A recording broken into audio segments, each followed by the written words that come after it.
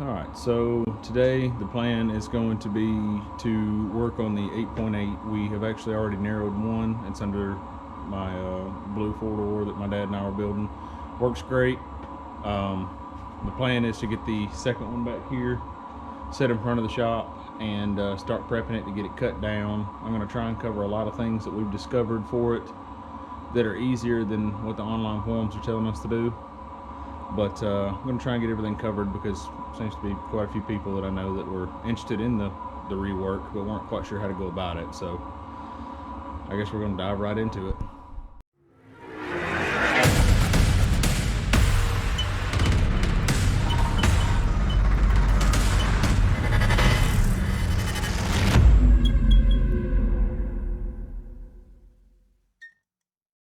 So before we move this thing, and ignore the heater noise, but it's really cold here. The benefits of the 8.8 obviously are going to be they're much beefier. They have 31 spline axles. If you get them from like mid 90s, I think all the way up to late 90s from the Ford Explorers and such, they're disc brakes, which comes to our advantage. Whenever we get it set up and get ready, we'll start trimming these off. We do not reuse these.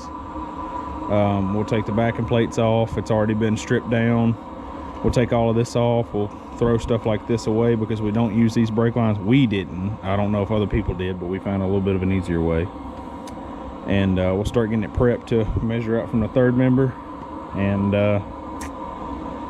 cut it down and start getting ready to swap axle tubes.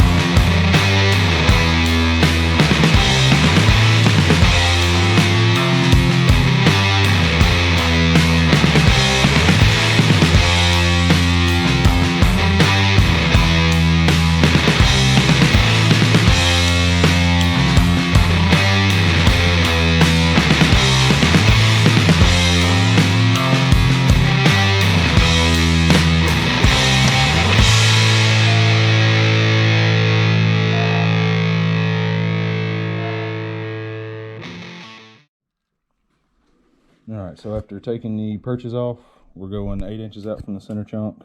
2 cuts on both sides. You've already marked this one? Yeah? Okay. And I guess we'll be using that to center it, square it.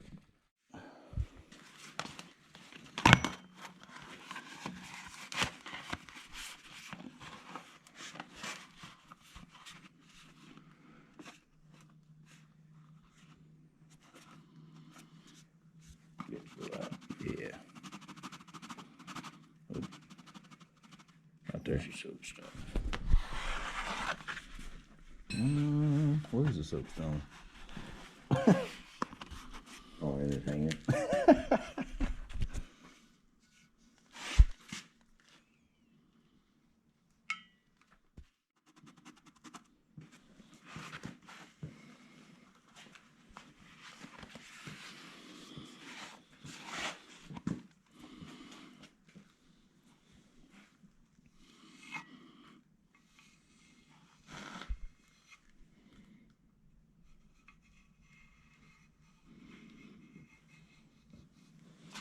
And by doing the 8-inch cut and then swapping the axles side to side, it ends up correcting the pinion by what, close to 3 inches? 2 15/16. Which is what's needed on the 55s because it binds on the passenger side of the trans tunnel otherwise. So, other than that, I guess we'll get a center so that we can flip the axles and start beveling them and burning them in. Okay, so what we're doing here is trying to get the center on the 2 bolt holes nearest center on the rear and third member housing. And by doing that, we're able to get a straight line run all the way out the tube that we know is guaranteed straight, so that whenever we flip these tube ends from side to side, we can realign it with the line that we just put down. And by doing this, we ensure that the ends don't get rotated. I don't think it will be too much of an issue if it were rotated, to be honest. But just to be on the safe side, we get a dead set center mark, center hole to center hole on the 2 housing bolt holes that you see here. And then the piano hinge at the bottom is what we use for a straight edge because we didn't have one that was 4 foot long. So just a little explanation.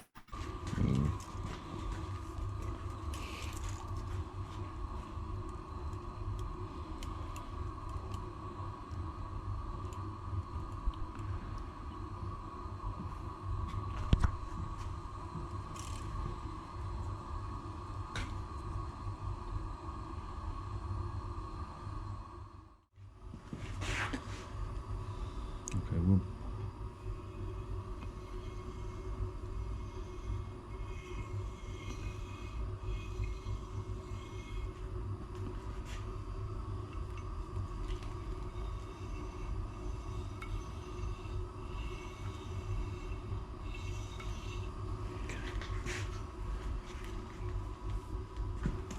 I'll send you a bill for my hinge, bro.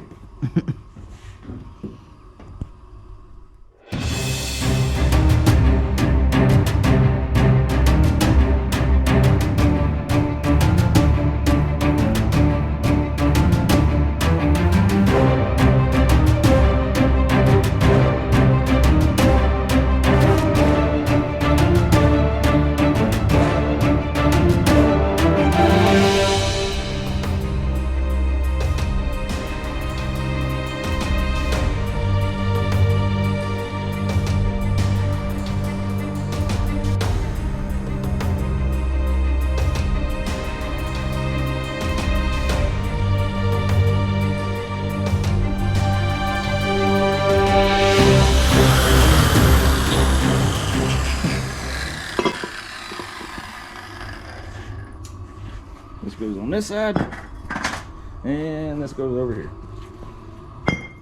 Now to bevel and weld. I apologize in advance for having to record over this again, but it was difficult to try and ensure that I got everything covered the first time around, considering I was holding conversation with my dad and the guy who was helping me, my dad's friend. But what we're doing here is using some straight C-channel and clamping it onto the housing so that we can ensure that the axle tubes stay flush or level whenever we get ready to weld them in. They've already been beveled at this point.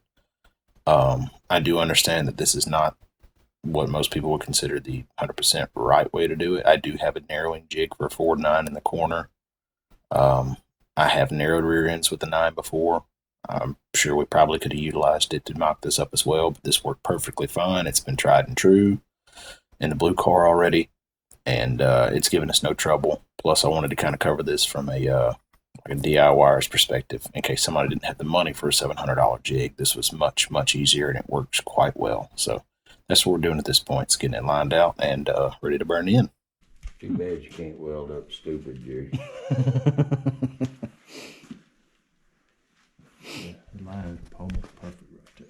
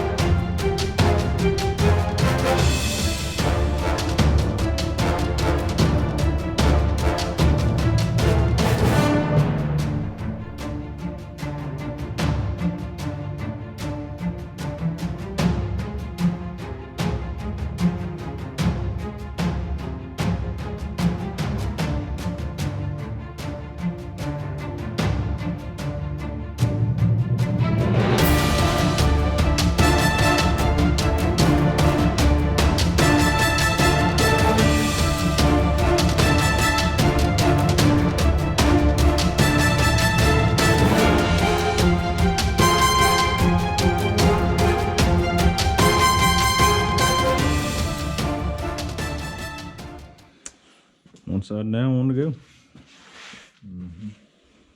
Huh.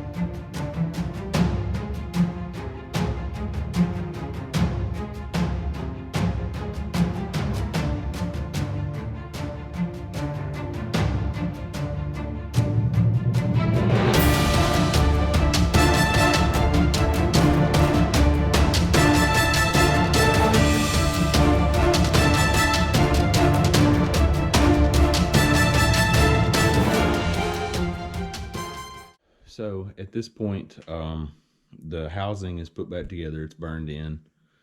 Wanted to go over a few measurements. It's kind of hard to film with a whole bunch of people around and make sure that everything's covered, but some key points to this to make this work on this housing from what I've read and what we've done already with the blue car, because it's running fine, running great, is that with these initially, the pinion is 3 inches off, roughly. It's almost 3, rather, not completely 3, but I'm just rounding up. Anyway, humor me.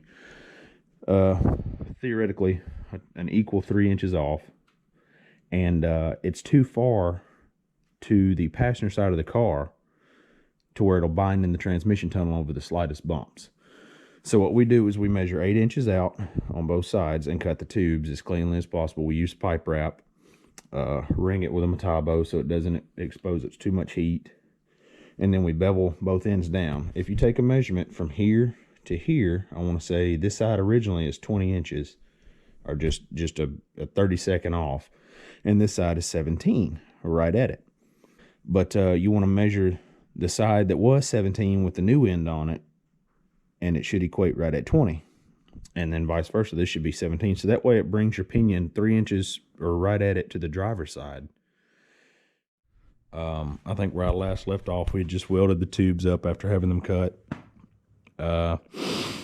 We had to install a locker. We had a family friend who worked for Ford come in and do that and set the rear end, because that's something I don't have a whole lot of knowledge on, and I'm not going to attempt it at this point because I don't want to risk screwing it up. Perches were welded on, fighting to try and find the pinion angle. So what we do is we flip this rear end over so that we can work on the side that we're going to put the pads on, and we'll set the pads on here. We'll decide what pinion angle we want, and we'll set an angle finder, which is, I don't know where I put it, but it's magnetic. It clips to it and it shows us a degree, you know, how many degrees of angle we have. We'll set it at 3 or 4 degrees depending on, you know, what we want to run for a factory setup. And then we'll level these with a level, tack weld them, make sure they're in the right places. We take measurements from the factory rear ends and leaves. If everything mocks up, we burn it in. It's fairly simple to do that way. It's not too bad. Welded this tab on both sides because the factory bump stops slide in just like this, and the U-bolt drops over it and it helps hold it in place. That was off of the original 55 rear end. We scavenged that. You don't have to have that. My first 55 didn't. The one we did first, rather. Also, we scavenged these off of the original 55 rear end, because whenever you put the U-bolts on and you use the factory 55 pad that you bolt everything to, if you use the aftermarket perches, everything's a bit wide. So that's why the instructions on the internet tell you to notch the holes or elongate the holes that the U-bolts are going to drop into. If you use the factory perch pad, you don't have to do that. It literally should just bolt up. I wanted to finish this video out by bolting the lowering springs to the rear end, rolling it under the car, hooking up the e-brake stuff. Realized rather quickly that we're not going to be putting that style e-brake on here. The car's missing most everything needed, so I'm going to try and verbally walk people through it. It's not hard. On the internet, it says that you have to drill these out and make the others fit. I don't really understand what the instructions say there. It makes no sense to me, because the factory cable setup that you get with the 55 is very similar to the 8.8. Both of them have a flange, like retainer tabs that slide in there and catch on the back side. They slide in, spring out to where they can't pull back through. So if you recall, I probably mentioned that if you wanted to use the e-brakes on these, whenever you're pulling them out of the Explorers, we found that you cut the cabling as far forward as you can under the car before it meets this little deal here. By doing so, it gives you just enough length to utilize your factory 55 mount. Most of you who have the 55, 56, 57 know that there's a crossbar that the drive shaft slides over, and it's got a U-shaped device that the cabling runs through. If you cut the cabling where I'd mentioned, it's just long enough to run it through that loop and pair the two pieces of cable together. It worked out really well for us on the 55, the first one.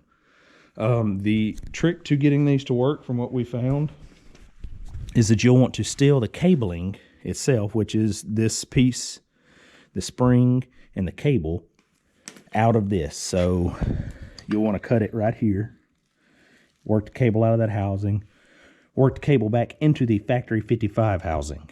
It's a pain in the butt depending on how bad, rusty, or dirty everything is. It took us a while on one. The other one was fairly easy. On the other one, you'll have to come back as far as you can, which I think is right here. Do the same. Cut it, because it's got that brad on here. Throw the rest of this mess away. Save the catch, the spring, and the cabling, and fish it back through the housing. Now, the trick to this, excuse the dirtiness, the 55 has a setup similar. Whenever you push this thing in, these retainers pop out and lock, so it can't pull back out easily. The difference is the 55 is longer, so whenever you push it, part of it's still caught inside that metal here, so it doesn't get to spring out and lock. We had to mock it up, mark these on the 55, and trim them so that it would fit, because you don't keep this piece. You keep the cable, spring, and this is just to the cable housing, so this gets thrown away. The 55s are longer, so they don't slide through and lock. They slide through and get caught. Once you do that, like I said, it's literally just bradding it. So yeah, that's the 8.8 swap in the gist. I mean, there's not a whole lot to it really. We did have some help when it came to reworking the rear end, because that's not something I'm familiar with. I know that's very tedious work.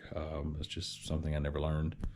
I know a lot of people like to weld these up if they're putting any type decent horsepower to it. We're not, but from what I'd read online, it mentions like a low hydrogen rod. I don't know. But if you're going to put any type of horsepower to it, it's recommended that you weld that, because this is mild steel and this is cast. So you'll need to take that into consideration when you're doing it. And the rotors and axles, either you'll have to have them drilled in a machine shop, or you'll have to run rear wheels that follow the Ford pattern. Either or works fine. We had both of ours drilled, and it's literally, you can jack the back of the car up, drop the rear springs, you know, the two bolts and hangers, unbolt the rear end, roll the old one out, roll the new one in. It took us 20-30 minutes to put the one in the first 55. All we're waiting on now is to mount the brake calipers, clean everything up, and install it to some drop springs.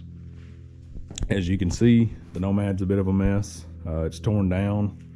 We've reworked the motor, fuel injection, cleaned it up some. Got some parts I'll be selling soon. And working on the rear end for the two-door, which I'll start covering as soon as we get anywhere with it. So yeah, all in all, I think I've covered everything on this. Hope you guys all have good luck with it, and hope it goes well, because it has with us. I've been extremely pleased, especially with the four-wheel disc. It's been magnificent. So yeah, thanks for watching, and I guess this next round it'll be some Nomad videos and finally getting back on this thing that started it all. So till next time.